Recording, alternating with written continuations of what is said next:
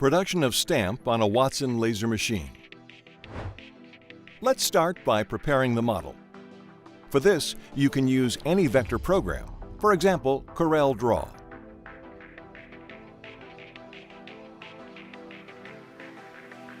Please note that the cutting model must be mirrored.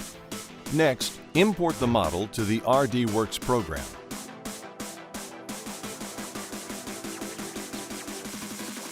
Add an additional outline to change the way of engraving.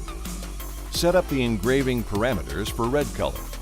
With a Riki W2 90-watt laser 2, we set the speed to 100 millimeters per second and the power to 25%. You can change the parameters both in the settings window and directly in the auxiliary window.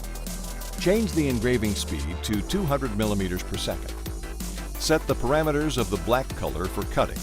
Set the speed to 15 millimeters per second and power to 80 to 85%. Set the air pressure for blowing in the range of 0.5 to 1 atmospheres. Adjust the focal length. Start engraving. Pay attention to the quality. The drawing must be clear.